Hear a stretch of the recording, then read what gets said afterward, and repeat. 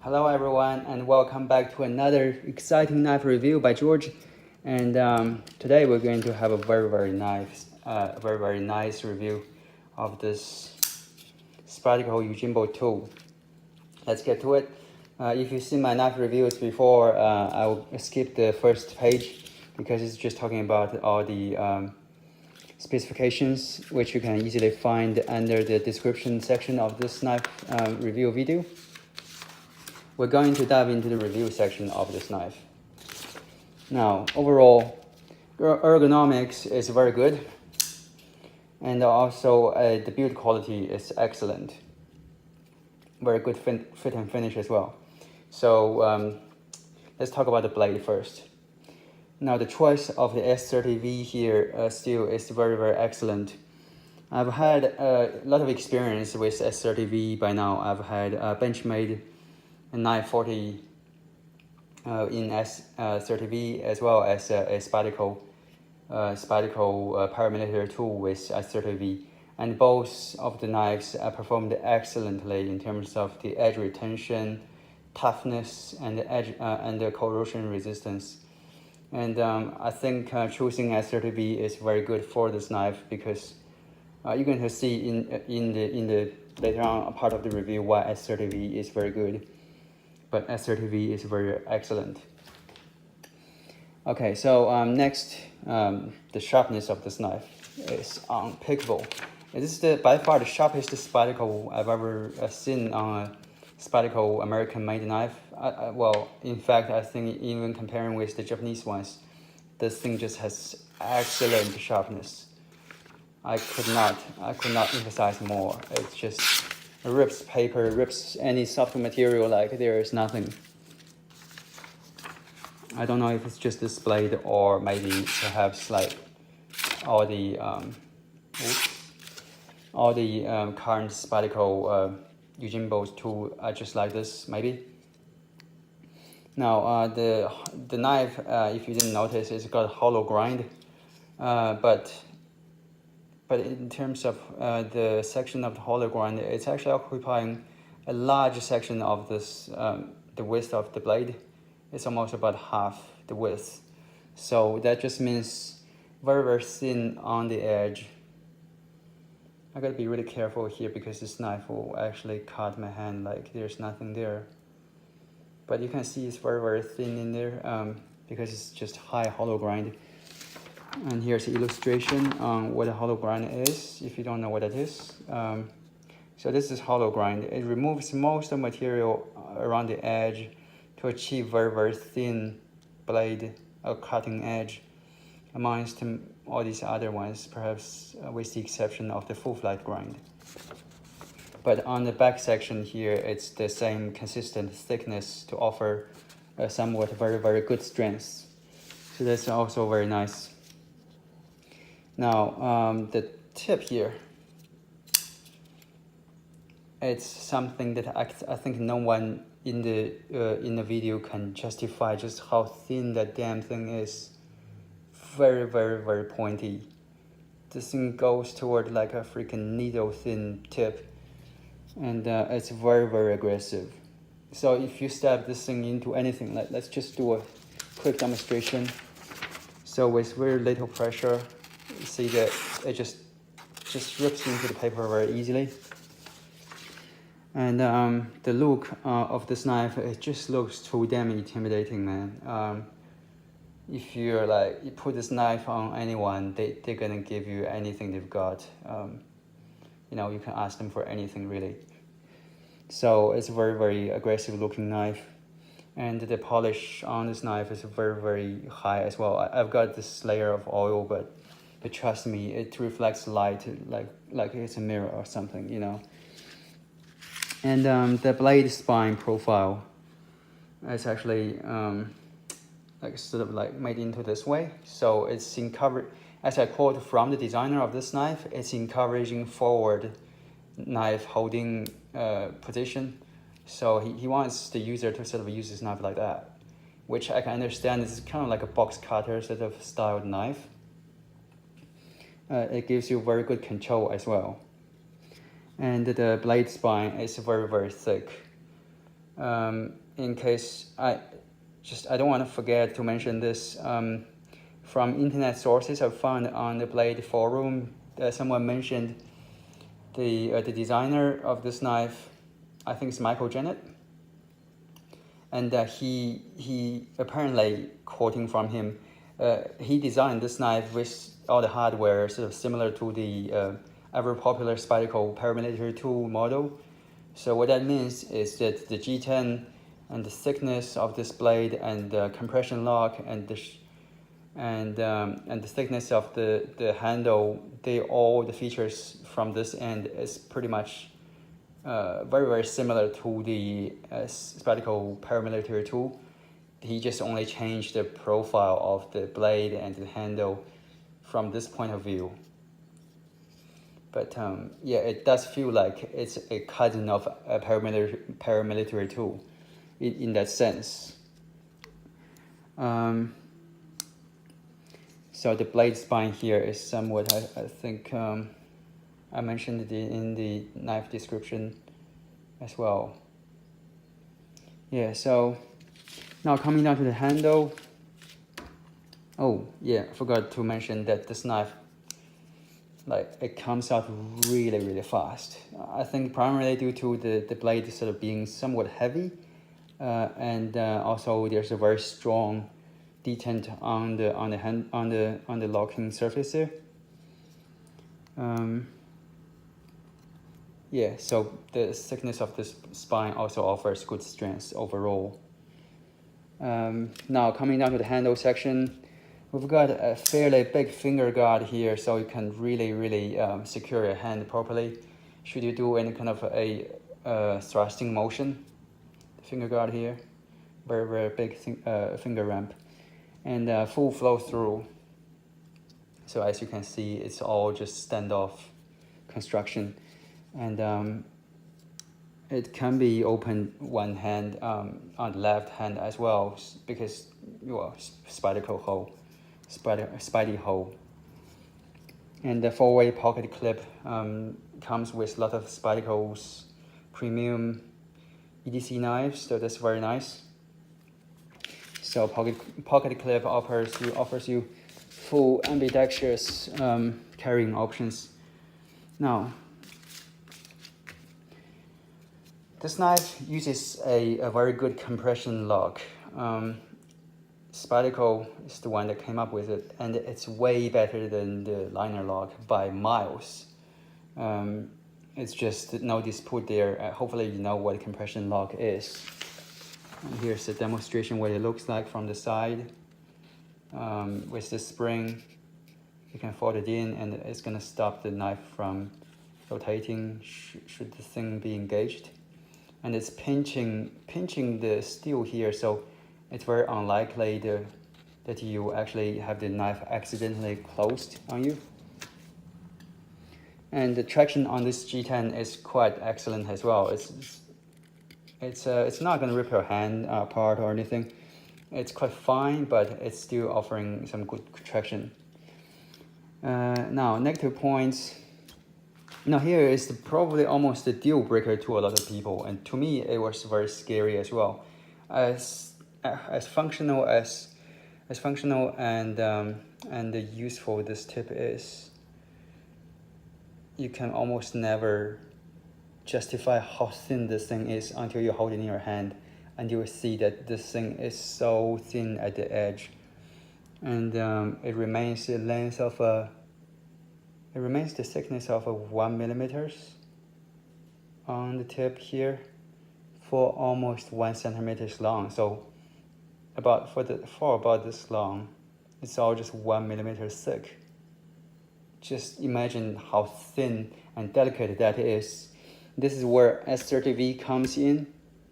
I think if they chose to use, say, something like S90V or S110V, it would definitely not be a very good idea, because this is already very thin tip, and I know S30V is fairly tough. I mean, it's not indestructible, but it's fairly tough, so S30V is a reasonably good choice for the knife. And there you have it. I have to say that this knife, the tip is so thin that I think if you use it in terms of self-defense and you slash this against the bad guy, and this thing gets caught up on their steel watch belt or belt buckle or anything hard, wham, the tip is gone. You know, suddenly you're using a slightly broken knife. And there were sources on internet saying the tip of this knife is actually, Spyderco claims is not designed for self-defense use, which I think is just the way they're trying to cover up their own ass. Let's just say you use it in everyday carry and you cut some wood material. That's reasonable, right? It's not abusive use. You're probably gonna break this tip also because it's just so damn thin. That's my 2 cents on it.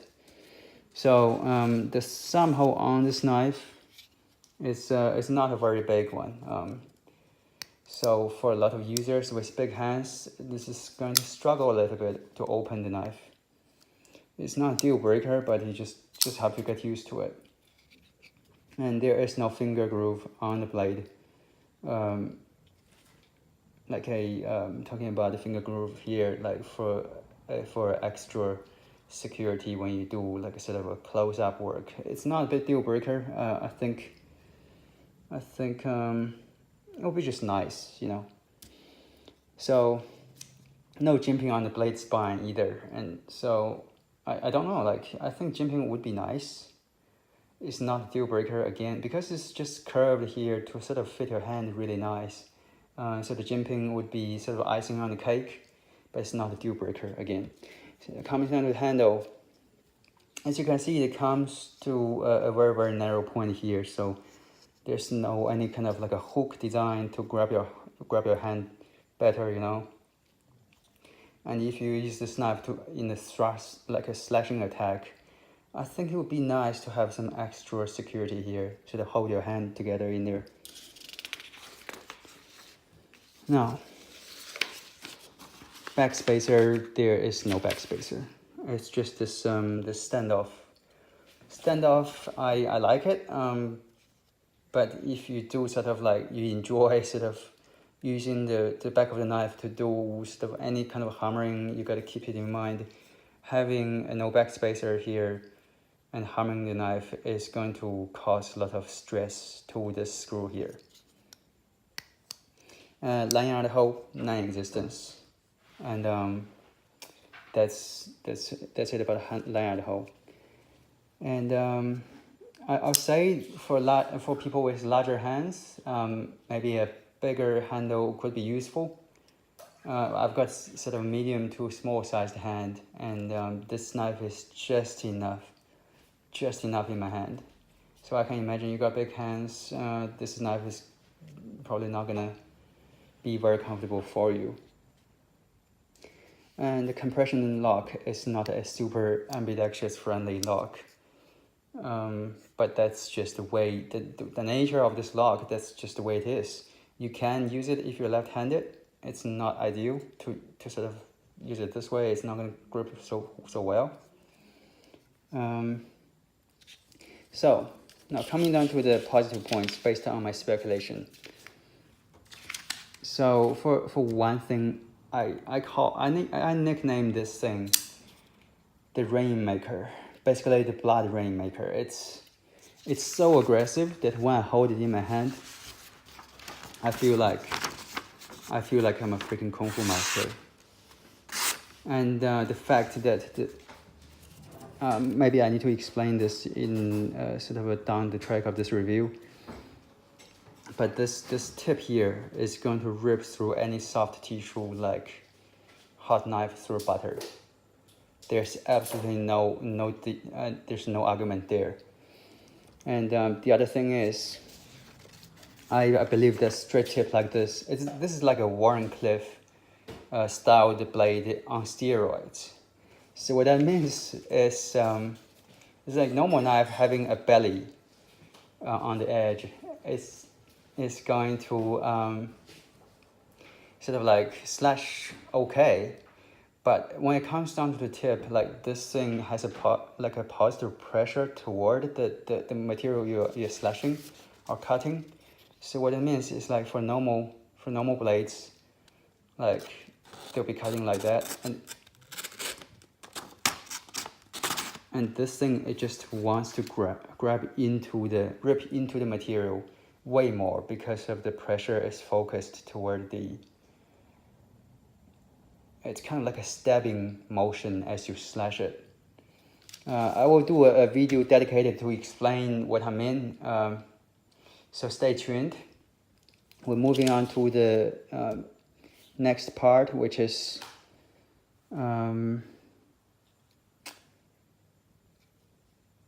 I think in terms of like the aggressiveness of this tip, it's actually going to rip through material really, really well. So I would say if it wasn't for the thinness and delicate nature of this tip, it would be so ideal in terms of like a combat use or fighting use, because it doesn't matter how thick clothes the opponent wears, this thing will rip through it.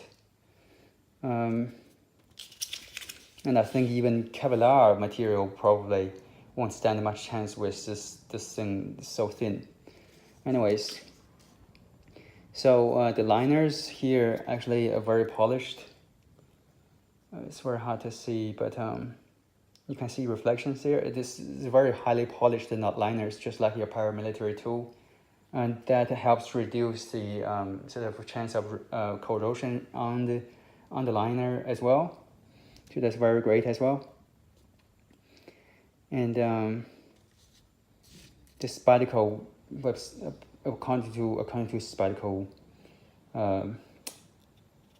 statement, like if this thing was designed with all the sort of design sort of fundamentals of the paramilitary tool, then I believe there should be a pivot bushing system in the pivot here. So that means you can tighten the screws on the side however much you want. It's not going to affect the pressure exerted on the blade, hence it wouldn't affect the deployment and smoothness of the blade. But that's a speculation. I haven't actually opened this knife up and see for myself. It's a bit risky to do that because Spyderco's warranty service is not really that great if you sort of damage your knife through opening. But this knife does have the smoothness of my paramilitary tool, so I can so imagine that this is using the pivot bushing system. So that's one other thing. And last thing here is the thumb hole can be improvised as an immersion opener. Yeah, well, doing that actually just very simple. Use a cable tie, wrap it around here, clip it, and make sure it's all tight. And you suddenly get a little bump here. You can use it as an immersion knife opener. Watch my other immersion knife review so you will know what the immersion knife opener is. So basically, when the knife is in your pocket, because you have like this cable tie or whatever little bump, you pull the knife out of your pocket. This little bump, imagine the bump is there right now, will actually hook to the pocket seam and actually rip the knife open. It's the fastest knife deployment system there is on the market. So anyways, the negative things about the knife. If you use a knife, if you use a whetstone to sharpen knives, then you probably will find this knife somewhat hard to sharpen very, very well because this is such a straight edge.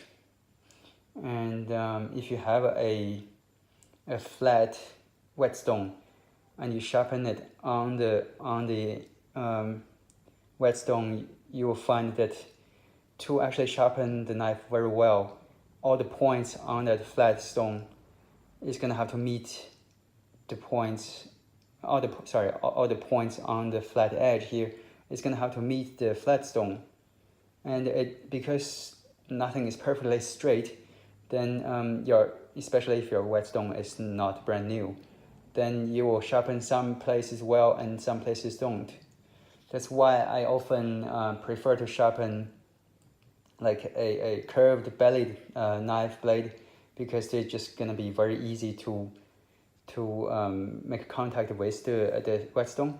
Of course, if you have a sharpening rod, which is cross section having a cross section of a circle, it's gonna be a lot easier to sharpen these knives with a sharpening rod than the flat stone. So, anyways, like I previously mentioned, this is a hollow grind, and it's a very high hollow grind. From this profile, from this cross section, you can see it's so thin around the edge there. It's simply not going to be a very robust knife to use against, say, hard materials. Like if you cut wood all day, it's potentially too much stress for the delicate edge there. The stop pin here is fixed by screws. There's, if you bought any recent Spyderco knives like the military or the Para 3, you find that this here is replaced by a pillar, a solid steel pillar that goes through the liners and the G10. There's reports online that people complain that the screws on Spyderco knives strip quite easy, so you gotta maybe be careful, because having this knife is like you flick it open, it's going to put a lot of stress on this little stop pin. So I don't know, potentially a solid pin instead of the screws is going to be an improvement. Maybe in the future Spyderco will make such an update, as you can see with their military model as well as the Para 3. The back of the handle should not be used as an impact tool. So I've already mentioned that it's going to be too much stress for the screw here. And blade tip here is off the center line of the blade. So as you can imagine, most of the knives, when they taper toward the blade, it's going to have a center line instead of close to this line. But this knife, the blade is so toward this side that if you try to stab something, let's imagine I'm holding a knife like this, I'm trying to stab something. However, let's say my hand is the object to be stabbed, and you missed the opportunity to actually stab the hand with the tip. However, you accidentally struck it this way. And now, because the back of the knife, it doesn't cut at all, and you use so much pressure to strike the target, what will happen is there's a lot of force going toward the blade, and it's going to try to bend this knife folding closed. I have fair amount of confidence in the compression lock, and I think they don't actually come undone easy. But if you do use a lot of force and you strike the knife like this, the force is going to push that way. There's a potential chance this thing will close on you. There's some online videos on the strength of a compression lock done by Cold Steel comparing with their Triac lock. The compression lock obviously doesn't stand a chance because it's a video made by Cold Steel. Just to give you an idea, you definitely don't want this thing to fold on your hand. Definitely no. So, final notes. This has turned out to be a very long review. This knife is almost a home run in terms of tactical knives, and I think it's revolutionary with such an aggressive tip. I think there's some claims on the internet I found says that Spyderco says this is not a self-defense knife, but that's kind of bullshit. Come on, I mean, look at this. You're telling me this is a utility-based knife? Anyways, I think the drawback on this knife is simply just the tip is just too thin. They're probably going to make another Spyderco Yojimbo 3 in next few years, and I hope this is one thing they will address, because this thin tip here just makes it a worry to actually use this knife very hard. I think that's the only thing I'm not too happy about the knife. Everything else is just excellent, you know. Anyways, yeah, that concludes my review, and I hope you enjoyed it. I will see you next time.